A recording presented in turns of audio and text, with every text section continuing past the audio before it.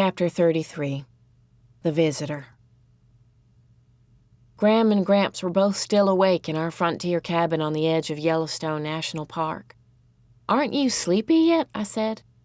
Gram said, "I don't know what's the matter with me. I don't feel like going to sleep at all. I want to know what happened to Peebie."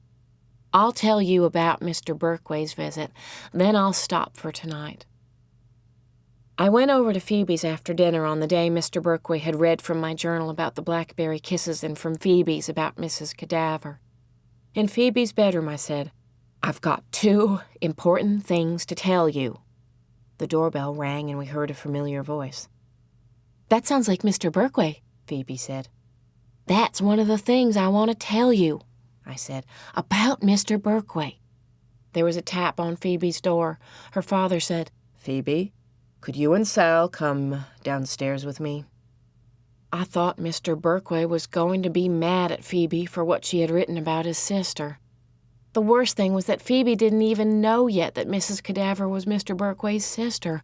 I felt like we were lambs being led to the slaughter.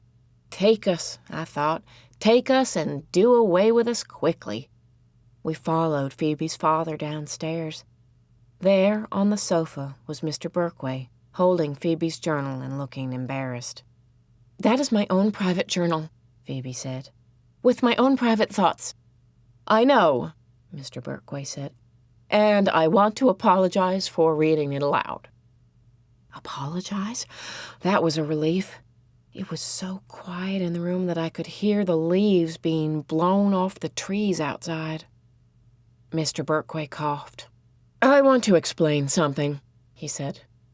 "Mrs. Cadaver is my sister." "Your sister?" Phoebe said.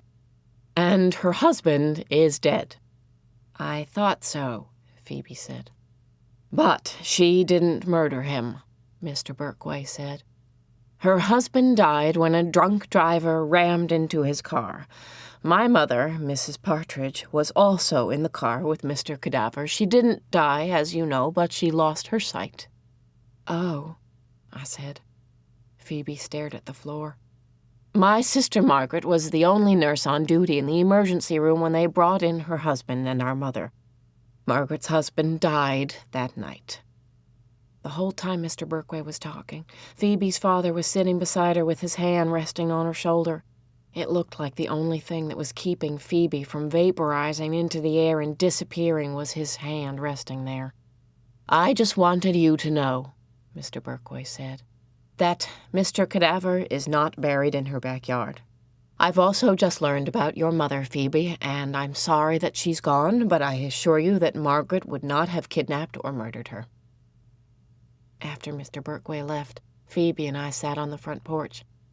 Phoebe said, "If Mrs. Cadaver didn't kidnap or murder my mother, then where is she? What can I do? Where should I look?" "Phoebe," I said, "there's something I've got to tell you." "Look, Sal, if you're going to tell me she's not coming back, I don't want to hear it. You might as well go home now." "I know who the lunatic is. It's Sergeant Bickle's son." And so we devised a plan. At home that night, all I could think about was Mrs. Cadaver. I could see her in her white uniform working in the emergency room. I could see an ambulance pulling up with its blue lights flashing, and her walking briskly to the swinging doors with her wild hair all around her face. I could see the stretchers being wheeled in, and I could see Mrs. Cadaver looking down at them.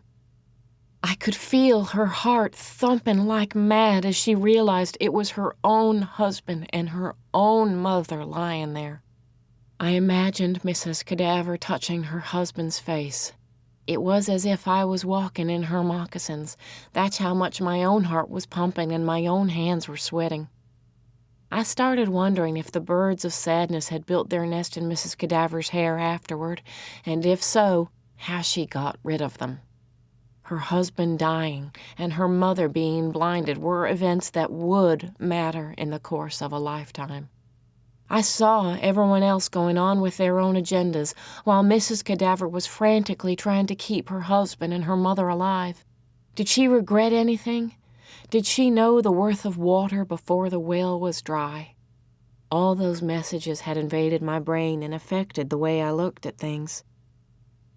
"Are you sleepy yet, Gram?" I asked. My voice was hoarse from talking so much. "No, Chickabiddy, but you go on to sleep. I'm just gonna lie here a while and think about things." She nudged Gramps. "You forgot to say about the marriage bed." Gramps yawned. "Sorry, Gooseberry." He patted the bed and said it.